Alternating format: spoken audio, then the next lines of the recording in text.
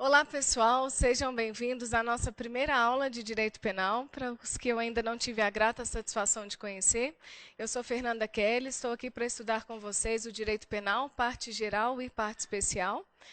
Eu sou especialista em ciências penais, mestre em direito penal, sou policial civil já há 12 anos e é uma grata satisfação estar aqui com vocês para que a gente possa buscar aprovação no concurso da Guarda Municipal. Sugiro que vocês dediquem ao máximo, se empenhem, porque é, na verdade, um grande privilégio a gente se preparar para um concurso público, né, tão importante como é o da Guarda Municipal, já com o edital em aberto. Então, sugiro uma dedicação extrema, porque do lado de cá eu farei o impossível para que vocês consigam gabaritar todas as questões de direito penal. Podem contar comigo nessa tarefa. E eu falo bem da Guarda Municipal, porque eu tenho uma satisfação de orientar um profissional da Guarda Municipal na monografia, na faculdade. E ele está desempenhando um trabalho extraordinário lá na Guarda Municipal. E eu acredito sinceramente que ele não tem pretensão de sair nunca da Guarda Municipal. Tamanho é o envolvimento, tamanho é o retorno que ele tem com a dedicação, sempre na mesma proporção. Então, entendam que, diante dessa oportunidade, é preciso agora que vocês façam a parte de vocês. E vocês já deram um grande primeiro passo só de estar aqui com a gente no Prolabore, porque não só eu, mas todos os professores estaremos empenhados na busca da realização desse projeto de vocês, tá bom? E olha, nós precisamos estabelecer, para a gente alcançar o nosso objetivo, algumas estratégias, né? E a primeira estratégia é que eu digo para vocês, já conheço, já vejo alguns aqui, já foram meus alunos, e vocês já conhecem a professora, já conhecem o direito penal, mas é importante adverti-los que a abordagem é sempre diferenciada. Porque o nosso compromisso é conduzir à aprovação e, nessa medida, a gente precisa abordar o direito penal sempre com os olhos vidrados naquela banca que vai elaborar a prova de vocês. Então, toda a minha abordagem relacionada ao direito penal, tanto parte geral quanto especial, é sempre com os olhos vidrados na Fundação Guimarães Rosa, que está encarregada de fazer a prova de vocês. Então, eu vou basear essas abordagens construindo com vocês um caderno, para que vocês tenham condições de ter um material de direito penal, e eu ouso dizer para vocês que não haverá sequer uma questão dessa prova que não esteja no caderno de vocês. Faço aqui publicamente, em rede nacional, estamos sendo filmados, sorriam, e por isso a gente firma desde já esse compromisso, tá? Mas é uma via de mão dupla. Eu vou fazer a minha parte da melhor maneira possível e espero a contrapartida de vocês. O que eu preciso de vocês?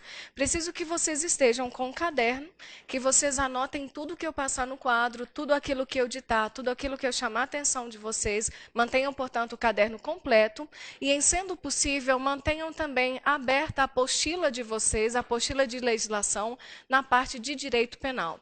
Porque eu vou indicar para vocês, sobre cada um dos nossos conteúdos, quais são os artigos correspondentes. Preciso que vocês grifem esses artigos e acompanhem a leitura. Por que eu estou dizendo isso? Porque a banca Fundação Guimarães Rosa, ela tem uma especial predileção por texto de lei. Então, não raras vezes, as questões fazem alguns trocadilhos. E esses trocadilhos não significam que vocês bastariam decorar o texto da lei, porque isso não é suficiente. Vocês têm muitas leis para compreender. Então, não existe espaço, possibilidade humana da decoreba nesse momento. Então, a gente precisa compreender para que vocês possam se recordar no momento da prova. E a compreensão será alcançada com a aplicação, com a minha explicação no quadro, a anotação de vocês no caderno, seguida da leitura do texto frio da lei. Vamos firmar assim esse compromisso? Pessoal, alguém de vocês ainda não adquiriu a apostila do Prolabore? Se não existir possibilidade de adquirir essa apostila, vocês vão trazer pelo menos a letra fria do Código Penal. Existem alguns livros que nós chamamos de vademecum, que quer dizer vai comigo. Ele possui uma compilação de todas as leis. E aí vocês vão deixar aberto na parte do Código Penal. Professora, eu não tenho condições, não existe possibilidade, eu não quero carregar peso. Tudo bem. Você tem celular? Sim ou não? Se tiver celular, com a internet, vocês vão acessar o Google e vão digitar CP Planalto. Aqui vocês vão encontrar a redação mais atualizada do Código Penal, extraída do site do Planalto. E vocês vão acompanhar as minhas aulas nesse site, tudo bem? Abriu o Código Penal, falei artigo 1º, vocês vão ler esse artigo. Tudo bem até aqui, pessoal? Então vamos montar esse nosso caderno. Eu sempre vou deixar aqui para vocês, no início da aula, o título, para que vocês saibam do que é que nós estamos abordando e para que vocês possam acompanhar passo a passo o desenvolvimento da nossa disciplina e puderem perceber ao final que a gente vai esgotar o edital. Tudo bem? Então estamos nos preparando para o concurso da Guarda Municipal.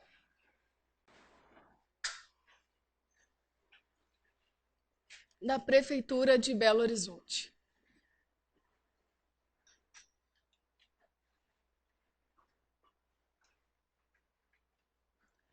No que se refere ao direito penal, nós estamos falando de um diploma legislativo que nós chamamos de Decreto-Lei 2848 de 1940, que contém o chamado Código.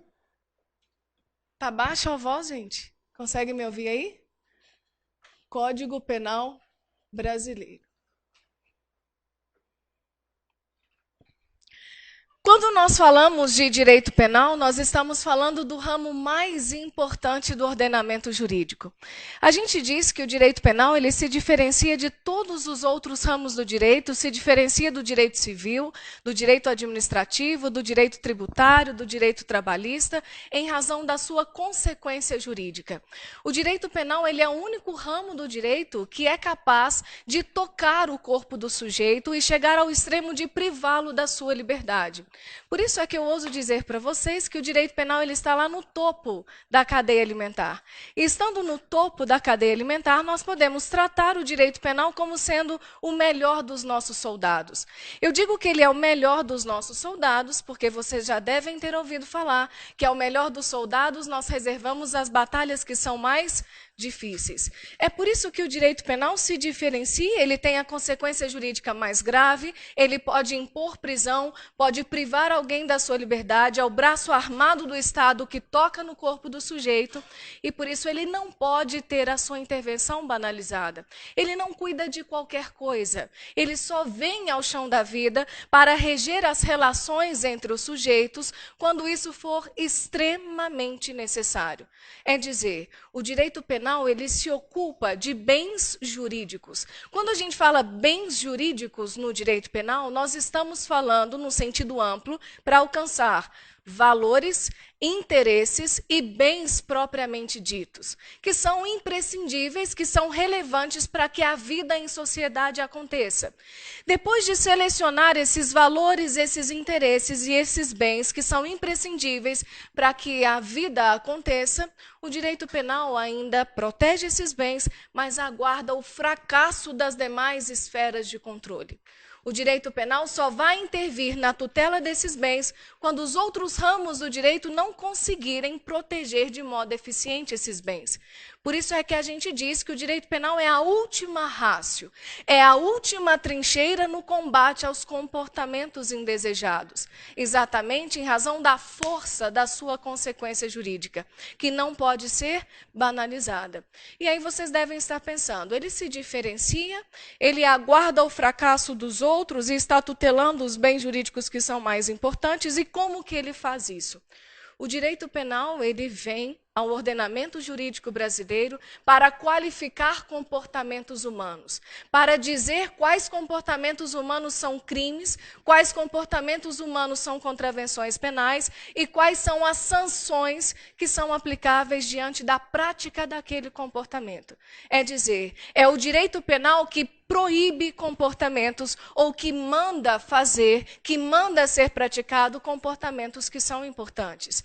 E para que ele possa preservar a sua força de mandar, a sua força de proibir, ele impõe ameaça de sanção. Ele diz assim, para vocês terem uma ideia, lá no artigo 121, matar alguém, pena, reclusão de 6 a 20 anos. O que o direito penal está fazendo quando ele descreve matar alguém?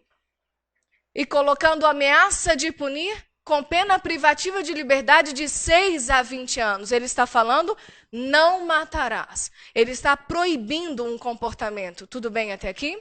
E, por outro lado, o direito penal ele pode considerar que um comportamento é importante.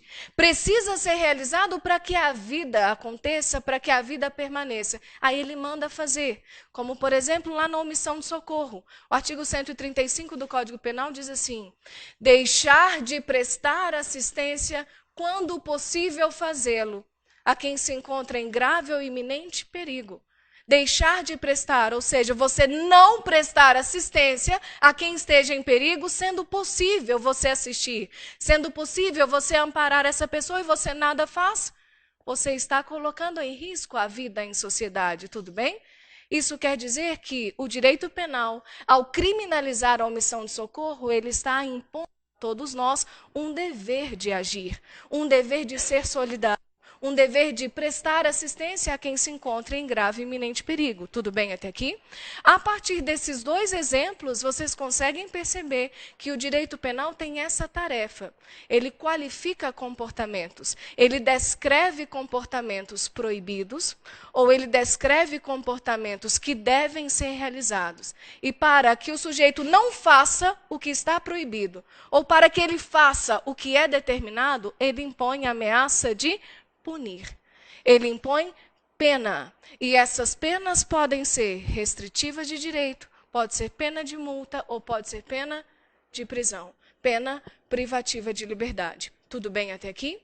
Vocês acham, algum de vocês se sentiria constrangido em não praticar um comportamento ou vocês iriam acreditar sinceramente na força da punição do Estado se todo e qualquer comportamento fosse crime? Se tudo fosse crime, se em qualquer contexto, se em qualquer opinião, o direito penal pudesse intervir e privar alguém da sua liberdade, ele teria a sua intervenção banalizada, nós não acreditaríamos nele, nós não nos sentiríamos constrangidos a cumprir os seus termos. Tudo bem até aqui? Mas vejam, diante dessa tarefa que tem o direito penal, de dizer o que é crime, o que é contravenção e qual é a sanção penal correspondente, nós precisamos entender que o direito penal ele precisa ter como espinha dorsal a lei. O direito penal está amparado em um princípio que nós chamamos de princípio da legalidade. Esse é o nosso primeiro tópico da nossa aula de hoje. Coloquem aí legalidade e anterioridade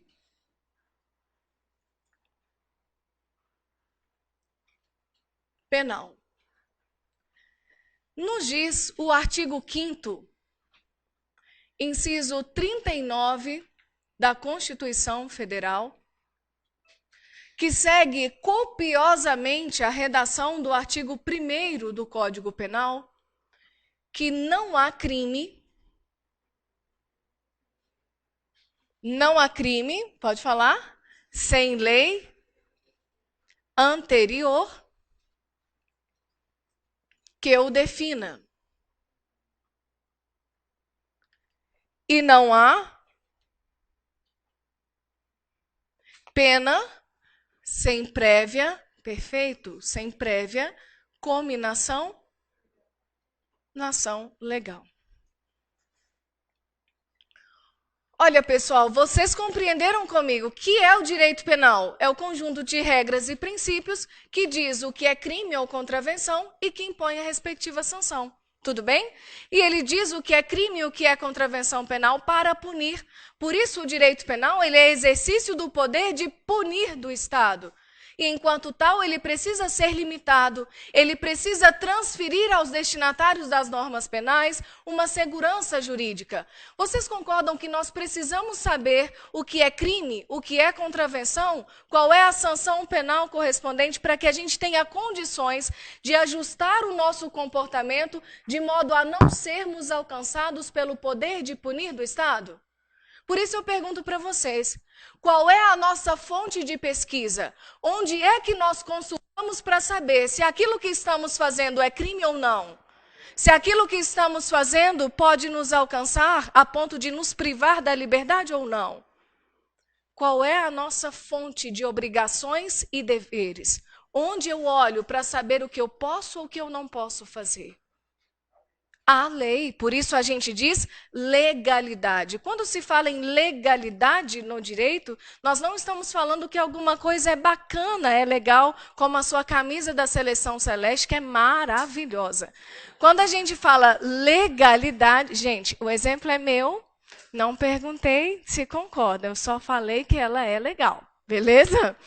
Quando a gente fala em legalidade no direito penal, nós estamos falando de lei. Isso significa dizer, demorou, né? Eu falar do Cruzeiro. Gente, mas não, quero falar disso. Mas, gente, quando a gente fala que princípio da legalidade nos remete à noção de lei, é porque somente a lei pode me dizer o que é crime e qual é a sanção penal correspondente. Vocês já viram algum vizinho, alguma pessoa conhecida, diante de um comportamento que acha absurdo, que acha intolerável, a pessoa olha e fala assim, isso é um crime, tem que ser preso. Já ouviram alguém falar isso? Essa intolerância, essa repulsa que uma pessoa, que a sociedade manifesta, é suficiente para que a gente possa imediatamente acionar a polícia, prender a pessoa, iniciar a investigação porque teria praticado um crime? Gente, mas a sociedade não disse que é crime? Não manifestou a sua repulsa? Isso é crime, tem que ser preso. Pessoal, a sociedade é a criadora inaugural de um crime. É a criadora inaugural no sentido de que é o grupo social que primeiro manifesta a sua intolerância, a sua repulsa diante de determinado comportamento. Mas isso só por si não basta. É preciso que a intolerância, que a repulsa da sociedade seja canalizada até o poder legislativo, até o nosso Congresso Nacional, para que aquele anseio seja convertido em lei.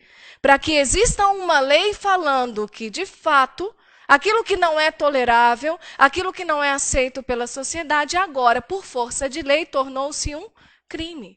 E impor a sanção correspondente, para que a gente possa saber se estamos proibidos ou se estamos determinados. E caso a gente viole esse comando de lei, qual é a consequência do nosso comportamento? Tudo bem até aqui? E aí, gente, pergunto para vocês. Será que os costumes podem criar crimes? Ou podem revogar crimes já existentes? Aquilo que todo mundo faz, só por todo mundo fazer daquele jeito, é porque eu tenho que fazer também, senão vou ser punida pelo Estado? Quem exerce poder de punir do Estado? O Estado pune através de quem? Através do direito penal. Por isso que ele está lá no topo. O melhor soldado. A ele é reservada a batalha mais difícil. Ele exerce poder de punir, mas ele só pune aquilo que está descrito em lei como crime. Tudo bem até aqui? Então não adianta a gente manifestar aquele nosso anseio. Vocês lembram diante de um comportamento ocorrido em um ônibus em São Paulo? Que toda a sociedade chocou, que absurdo, meu Deus, o que é isso? O sujeito foi solto, a sociedade ficou abismada. Meu Deus, está solto? Olha o que ele fez. Mas eu só posso punir se aquele comportamento se ajustar àquilo que a lei trata como crime. Naquela ocasião, a lei dizia que aquilo era crime? Não. Depois, o que aconteceu? Foi criada uma lei, passando a tratar aquele comportamento. É isso que nós chamamos de legalidade. Não há crime sem lei que o defina. Tudo bem até aqui? Não basta a gente amparar o fundamento de lei apenas na estipulação de um crime. É preciso que também a lei nos diga qual é a punição, qual é a consequência de se praticar aquele crime. Por isso é que a segunda parte do artigo 1º do Código Penal nos diz: também não há pena sem prévia cominação legal. Cominação quer dizer sem prévia previsão, menção feita no próprio texto da lei. Por isso, gente, é que apenas a lei pode impor crimes e estabelecer a respectiva sanção. E estabelecer a respectiva pena. Tudo bem até aqui? Vamos pensar um exemplo. Artigo 155 do Código Penal. Tipifica um crime de furto. Subtrair para si ou para outra em coisa alheia móvel. Isso é uma coisa alheia? Móvel? Se desloca no espaço? Tomei para mim. Subtrair para mim. Coisa alheia móvel. Pratiquei crime de furto? E aí, ela olha e fala, é um absurdo uma professora de direito penal subtrair um celular. Qual é a pena que está lá no artigo 155? Reclusão. Prisão, né? De 1 a 4 anos. Ela falou assim, mas professora, que mau exemplo. Você merece ser presa 10 anos. Tem a ver com merecimento? Tem a ver com a opinião dela ou com a opinião de alguém? Não, tem a ver com o que a lei diz. Por isso, a lei é a nossa fonte de obrigações, de deveres em matéria de direito penal. É só através da consulta à lei é que os destinatários do direito penal conseguem ajustar o seu comportamento, para que ele não faça o que está proibido e para que ele faça o que está determinado. E só assim ele tem segurança jurídica, segurança em lei de que ele não será alcançado pelo poder de punir do Estado. Tudo bem até aqui? Mas além e mais do que isso, vocês viram que avançando um pouco, além da literalidade do texto do Código Penal, eu acrescentei entre parênteses a palavra anterioridade. Vocês viram? Porque a redação do artigo 1º não se limita à noção de lei. Ela ainda nos diz que esta lei, a quem cabe criar crimes e estabelecer a punição correspondente, precisa ainda ser uma lei anterior. E não só a lei, é preciso também que a cominação com a definição da pena em lei seja uma cominação prévia, que é a mesma coisa. Ou seja, assim eu consigo saber o que eu posso ou o que eu não posso fazer. Gente, o brilho celeste. O povo está irritadíssimo com o nosso brilho celeste, fala sério. E o Congresso Nacional é maioria... Será que eu falo? Não, isso não. É maioria TOG.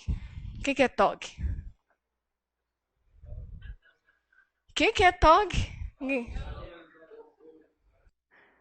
Ô, gente, vocês que são guardas, que a gente fala assim, né? Porque a gente, palavra tem poder. Então, nós vamos assim. Guarda Municipal. Passa uma viatura da guarda ali na Pedreira Padre Lopes.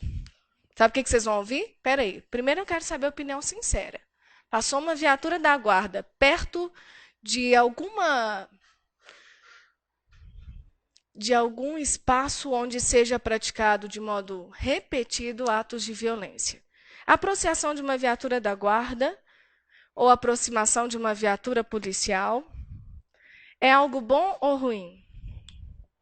Fala a verdade. Para quem está lá praticando crime, é bom ou ruim? Ruim demais. Sabendo que é ruim demais, sabe o que eles falam? Galo doido! Só deixa essa dica. Mas, voltando. Pensa comigo aqui. Não é isso ou não é? Galo doido, para falar que é coisa ruim. Eu não quero mais falar de time, quero falar de direito penal. Imaginem. Oi?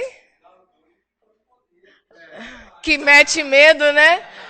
Diz que é assim. Mas eles estão, então, equivocados.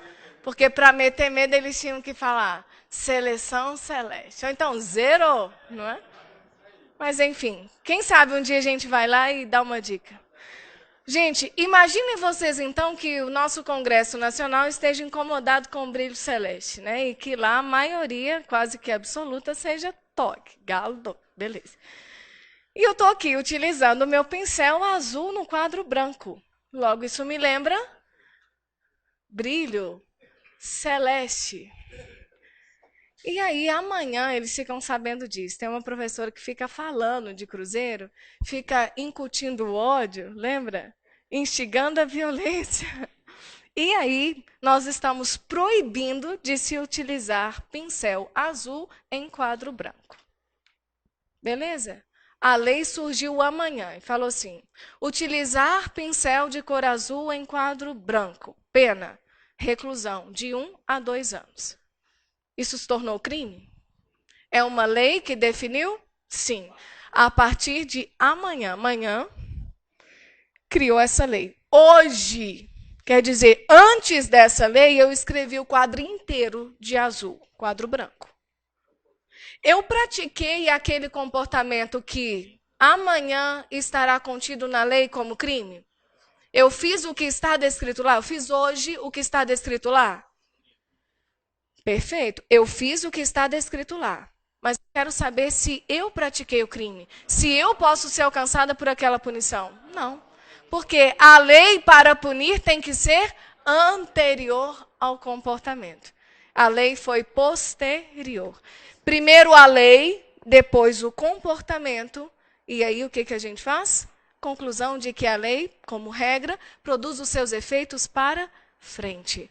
Uma lei penal incriminadora, que é essa que nós estamos falando, aquela que estabelece o que é crime e impõe sanção, é sempre uma lei prejudicial.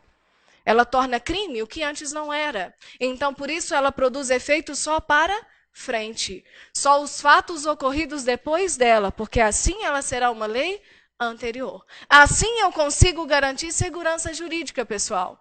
Eu consigo saber como ajustar o meu comportamento por causa daquela lei que passou a tratá-lo como crime. Tudo bem até aqui? Por isso a gente diz que essa noção de legalidade no direito penal somente se completa quando a gente soma dois pilares. Um primeiro pilar nós chamamos de reserva legal. E o segundo pilar nós chamamos de anterioridade.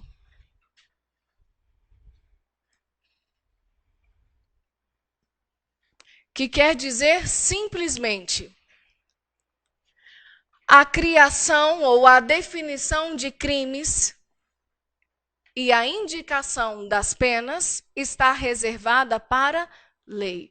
Não é a mídia que diz, não é a população que diz, não é a sua opinião que diz, é aquilo que está na lei. E esta lei, para criminalizar um comportamento, ela tem que existir antes desse comportamento. Tudo bem até aqui? Uma lei que cria crime, que estabelece sanção, é feita para produzir efeitos para frente. Tudo bem até aqui? Perfeito. Essa é a noção que nós chamamos de legalidade. Agora eu quero saber de vocês que nós já temos a compreensão de que a lei é que estabelece o crime e a sua pena. Somente a lei. E ela tem que ser uma lei sempre antecedente, sempre anterior ao que eu quero punir. Agora eu quero saber quando é que eu considero praticado um crime. E para isso vocês anotam para mim, por favor, o inciso 2º. O segundo tópico da nossa aula busca a definição do chamado tempo do crime. Para a gente definir o tempo do crime, nós precisamos buscar a previsão do artigo 4º do Código Penal, que me diz o seguinte, anotem isso. Considera-se praticado o crime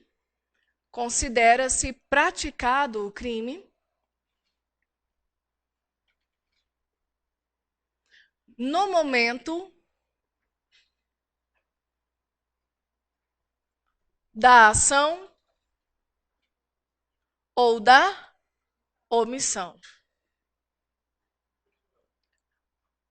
Só um minutinho. Ainda que outro seja o momento do resultado. Quando a gente diz que, em relação ao tempo, nós consideramos que o crime foi praticado no momento em que se realizou a ação ou omissão, ou seja, o fazer o que estava proibido ou o deixar de fazer o que estava determinado, é simplesmente para sinalizar para vocês que o nosso Código Penal, na definição do tempo do crime, adotou a chamada teoria da atividade. Ou seja, considera-se praticado o crime no momento em que o sujeito praticou a ação, o fazer, ou a omissão, o deixar de fazer. Isso traz um resultado, um efeito importantíssimo na compreensão da caracterização do crime em si e a própria responsabilidade do sujeito. Chamamos isso de teoria da atividade. Pessoal, olhem para mim. Quando eu digo para vocês, ação quer dizer fazer o que está proibido. Quando eu digo assim, matar alguém, isso sinaliza para vocês uma ação, um fazer ou uma omissão, um deixar de fazer? Uma ação, correto? E se eu digo assim para vocês, deixar de prestar assistência, isso é ação ou omissão? Omissão, perfeito. Existem duas formas de se praticar uma atividade no direito penal. Ou a gente faz o que está proibido, ou realizamos uma ação, ou deixamos de fazer aquilo que está determinado, realizamos uma omissão. Por isso é que eu disse para vocês que nós adotamos, para definir o tempo do crime, a teoria da atividade. Eu considero o tempo, o momento em que o sujeito fez ou deixou de fazer. Não importa qual é o tempo do resultado. E a gente diz resultado no direito penal para sinalizar aquela lesão, uma ofensa que foi direcionada àqueles bens jurídicos que o direito penal protege. Pensem aqui comigo, eu não disse para vocês que o direito penal protege bens jurídicos, que são importantes para que a vida aconteça? E eu disse que bens jurídicos é uma expressão, um gênero que alcança bens, propriamente dito, um patrimônio, alcança valores e alcança também interesses da sociedade. Tudo bem até aqui?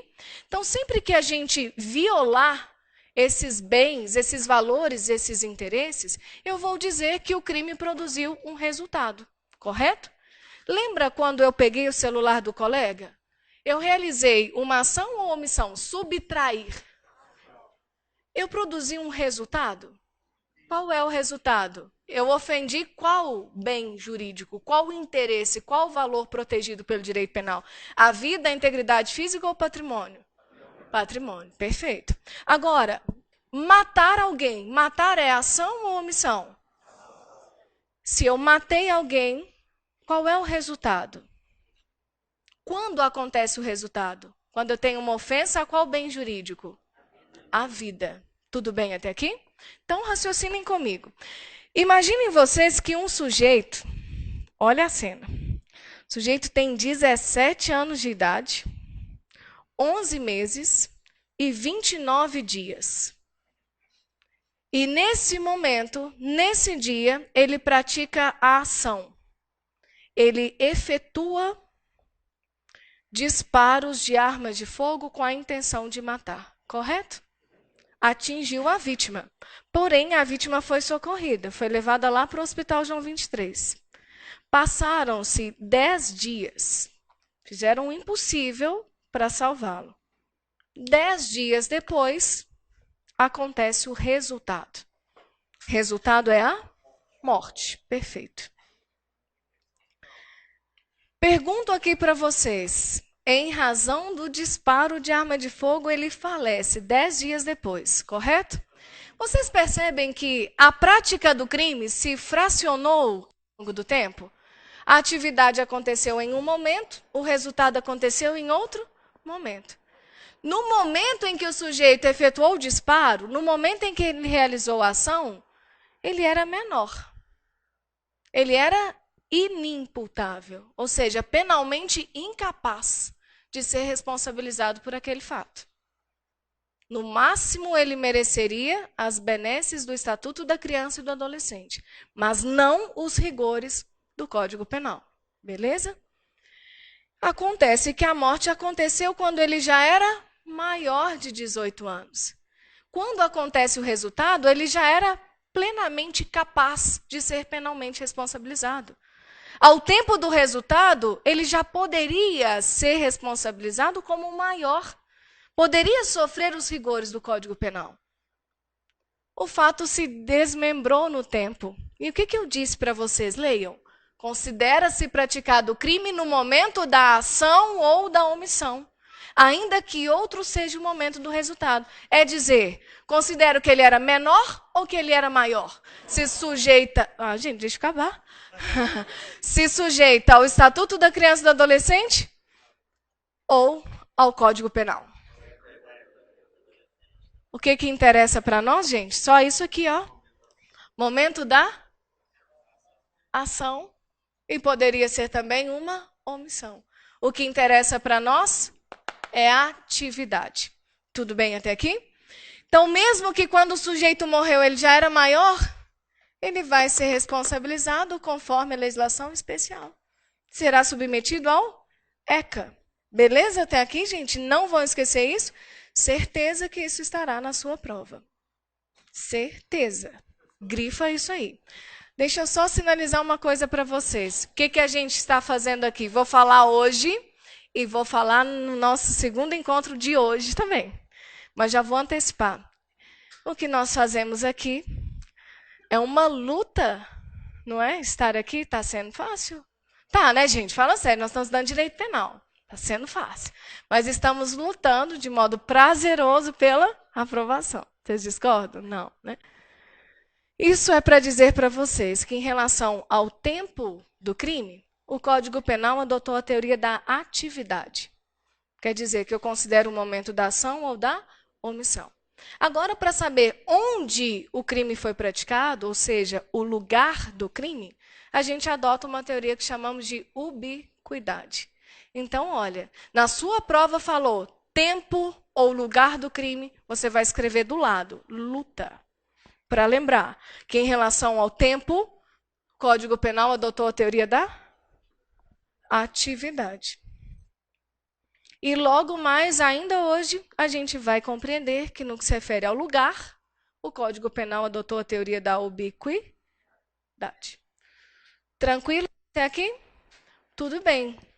Nós sabemos que o crime considera-se praticado quando o sujeito realiza ação ou omissão, é dizer, quando ele realiza a atividade. E eu sei que só é crime aquilo que a lei diz que é. Agora eu quero saber qual é a lei penal que eu devo consultar para saber se aquele fato é ou não crime. Aí nós vamos estudar, no terceiro tópico, a chamada aplicação da lei penal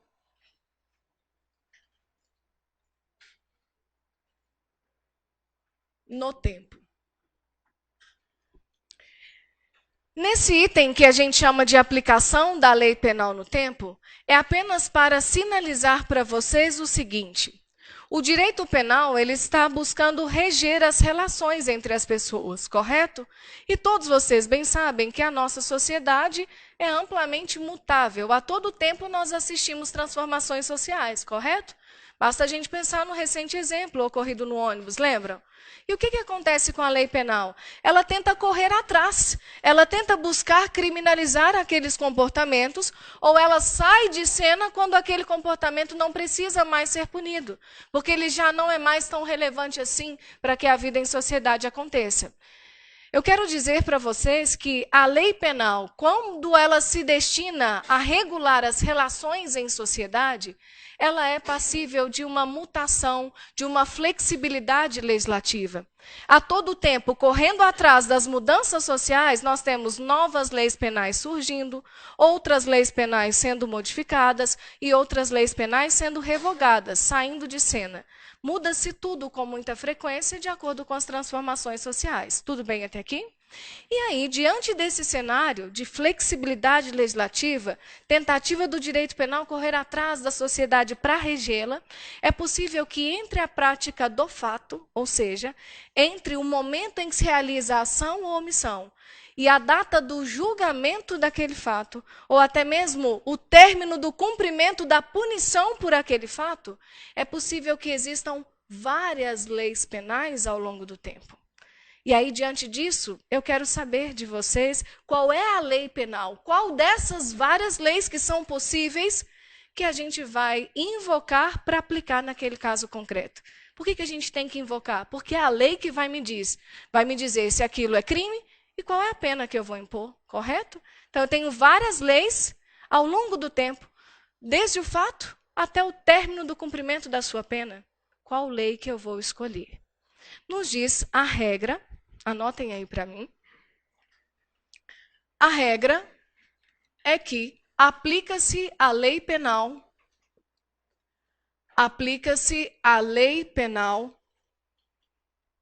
vigente ao tempo do crime.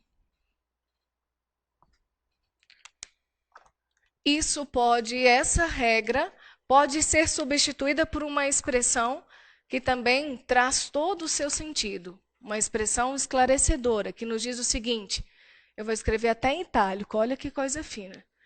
Tempus, você sabe escrever itálico? Regit actum. Ó, itálico. Ficou bacana, não ficou? O que isso quer dizer? Olha aqui para mim, tanto que ela é esclarecedora.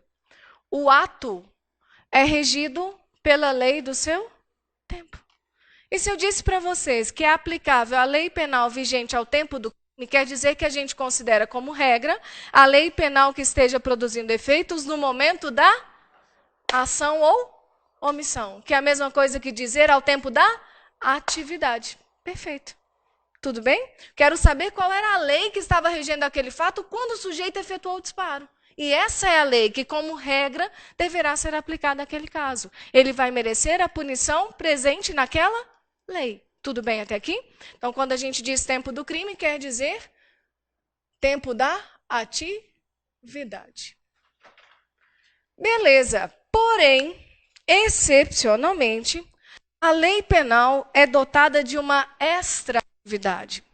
A lei penal ela pode ter vida extra no direito penal. E nós vamos entender a extra-atividade como sendo o gênero, do qual são espécies a chamada retroatividade da lei penal e a chamada ultraatividade. Posso continuar? Quando a gente diz assim, olha, a regra, a lei penal vigente ao tempo da atividade é que vai ser aplicada. Porém, a lei penal ela tem possibilidade de movimentar-se no tempo. Ela é dotada de extraatividade. Ela pode voltar no tempo, retroatividade, ou ela pode avançar no tempo, ultraatividade. Tudo bem até aqui? Em relação a essas duas possibilidades que tem a lei penal de movimentar-se no tempo, para trás ou para frente, é importante desde já sinalizar que a retroatividade ela só volta se for para beneficiar. Gente, vocês estão bons demais, posso até ir embora. Somente em benefício. Essa regra de busca por um benefício não alcança necessariamente a ultraatividade. Nós vamos estudar duas espécies de leis que são chamadas de leis temporárias e leis excepcionais, que essas podem avançar no tempo, mesmo que isso seja prejudicial. Mas guardem isso. O que a gente só faz quando tem benefício é a retroatividade. Tudo bem até aqui? Eu disse para vocês lá atrás, na legalidade e na anterioridade, que uma lei que define o crime e atribui a sua sanção tem sempre que ser uma lei anterior. Então, ela é feita como regra para produzir efeitos para frente. Quando essa lei for mais benéfica, ela pode voltar no tempo para alcançar aqueles fatos ocorridos antes dela, antes da existência dessa lei no mundo jurídico, correto? Em outras ocasiões, é possível que a lei esteja produzindo efeitos hoje. E depois essa lei é revogada. E lá no tempo do julgamento, mesmo já revogada, quer dizer, já cessaram seus efeitos, ela pode ganhar mais vida, ela pode ganhar mais atividade, ela pode ser ultraativa. Quer dizer, ela pode lá na frente, ela já foi revogada aqui, lá na frente, ao tempo do julgamento, ela pode ser resgatada, ressuscitada pelo juiz, para ser aplicada num caso que aconteceu ao tempo dela, lá durante a vigência dela. Isso a gente chama de ultraatividade. Ultra quer dizer mais atividade, já foi revogada, já terminou sua passagem nesta vida. A gente vai, ressuscita e traz para reger um fato ocorrido ao seu tempo. Tudo bem até aqui? Então, imaginem vocês o seguinte, deixa eu só dar um exemplo aqui, e depois eu volto nas perguntas. Imagine que o sujeito tenha praticado o fato, e aqui eu quero dizer ação ou omissão. Ao tempo em que o sujeito pratica o fato, estava em vigência a Lei A. E essa Lei A punia o fato com uma pena de prisão de 1 a 2 anos. Correto? O tempo se passou, transformações sociais aconteceram, percebeu-se que aquilo estava sendo feito demais, então precisava punir com mais rigor. Perfeito? Ao tempo do julgamento desse fato, já existe uma segunda lei, uma lei B. Essa lei veio para substituir a A, revogou a A e passou a reger o fato com mais rigor. Estabeleceu para esse fato uma pena de prisão de 3 a 4 anos. Tudo bem até aqui? É assim que o direito penal tenta conter a violência. Aumenta a quantidade de pena, pune com mais rigor, tudo bem? Nós temos 2 leis, correto? Qual é a nossa regra? Aplica-se a lei penal vigente ao tempo do crime, quer dizer, ao tempo da sua atividade, ação ou omissão. Qual era a lei penal vigente ao tempo do fato? Nós estamos na regra? Não. Sabe por quê? O direito penal, ele só autoriza que o juiz aplique a lei que ainda esteja produzindo efeitos. Como que um juiz, ao tempo do julgamento, ele vai aplicar uma lei já revogada? Tudo bem? Através da ultraatividade. Por isso é que nós falamos que essa hipótese é a hipótese da ultraatividade, porque essa lei, prestem atenção, ela estava produzindo efeitos ao tempo do fato. Ao tempo do julgamento, ela já não mais existia.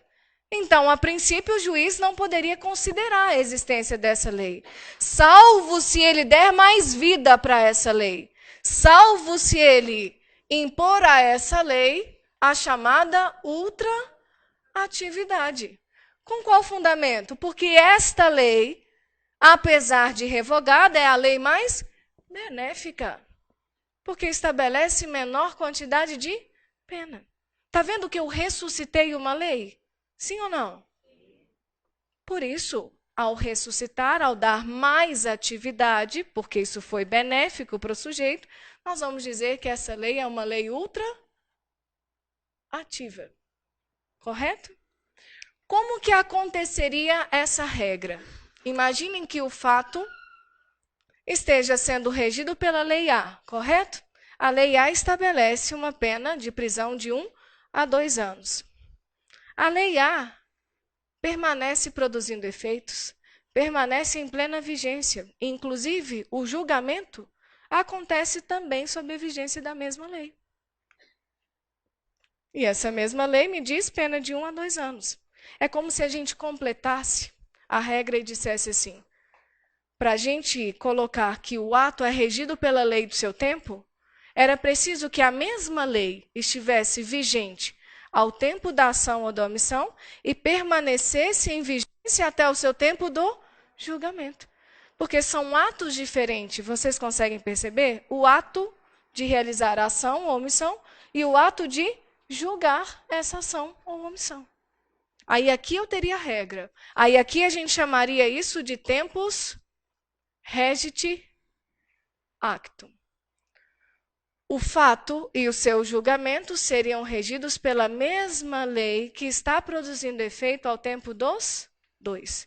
Mas como essa lei, no meu primeiro exemplo, já foi superada, foi revogada por outra, para ela ser invocada ao tempo do julgamento, ela tem que ganhar mais vida. Tudo bem até aqui? Por isso a gente diz que ela é ultra-ativa. Perfeito. Mas é possível, só um minutinho, é possível que a gente busque o inverso. Pense aqui comigo. Imagine que ao tempo do fato a gente tem a Lei A. E a Lei A punia esse fato com uma pena de reclusão de 3 a 4 anos. É o que eu coloquei ali. Ao tempo do julgamento desse fato, o direito penal passou a tratar de modo mais benéfico. E a gente tinha a Lei B. Passou a punir com menos quantidade de pena, passou a punir com 1 a 2 anos. Perfeito? Qual que seria a nossa regra? A lei penal vigente ao tempo do fato. Ela ainda está vigente ao tempo do julgamento? Então, eu posso comparar uma e outra. Qual que é mais benéfica? a B, a que está produzindo efeitos ao tempo do julgamento. Mas as leis não são aplicadas para frente? Mas quando são benéficas, elas podem voltar no tempo. Ela é mais benéfica? Ela pode voltar para alcançar esse fato ocorrido antes da existência dela no mundo jurídico, porque é mais benéfica? Isso nós chamamos de retroatividade. Seria uma lei retroativa. Tudo bem até aqui? Então vejam, a regra é, a gente aplica a lei que está vigente ao tempo do fato e ao tempo do seu julgamento. Se essa lei foi substituída por outra, eu tenho que comparar qual que é mais benéfica. A mais benéfica era a que estava ao tempo do fato e não existe mais ao tempo do julgamento, posso ressuscitar, porque ela é mais benéfica. E se a lei do julgamento é que é a lei mais benéfica, ela pode voltar ao tempo do fato? Sim, seria uma lei retroativa. Para trás, retroatividade. Para frente, ultraatividade. Isso nós chamamos de extraatividade, vida extra da lei penal. Tudo bem até aqui? Só dúvida?